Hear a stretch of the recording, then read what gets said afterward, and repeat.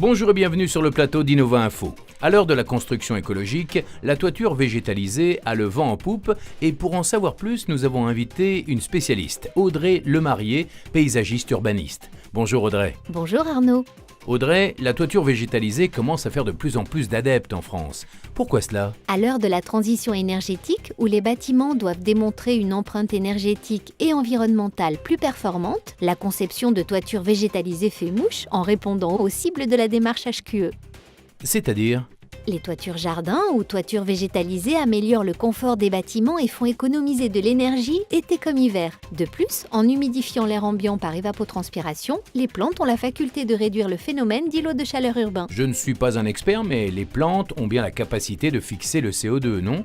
Ça doit bien avoir une action positive sur la pollution. Absolument Arnaud. Les toitures plantées assainissent l'air et fixent poussière et pollen. Et autre avantage, elles contribuent à réduire les nuisances acoustiques. En effet, le substrat utilisé atténue les basses fréquences et les plantes elles-mêmes étouffent les hautes fréquences. Les toitures terrasses peuvent-elles aussi apporter une réponse au phénomène de ruissellement des eaux pluviales ? Effectivement, les villes sont confrontées à un problème de gestion des eaux pluviales du fait de l'imperméabilisation croissante des sols. La toiture jardin apporte une réponse, car elle joue un rôle d'éponge qui se traduit par un effet retardateur de 5 à 15 mm sur le débit de pointe et par une diminution du débit de 30 à 70%. Au-delà de toutes ces données techniques, la toiture végétalisée peut redonner de l'espace naturel dans la cité, non ? Bien sûr Arnaud, et elle offre en plus une animation des paysages urbains au gré des saisons et de la floraison des végétaux. Que de poésie !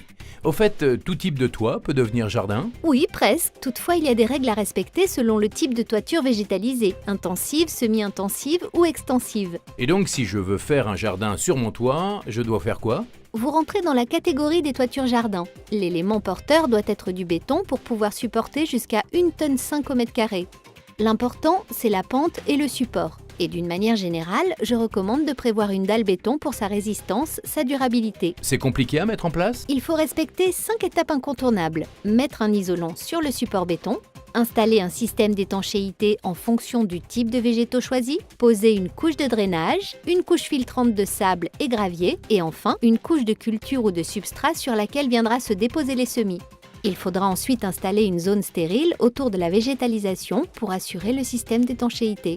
Merci Audrey pour toutes ces précisions.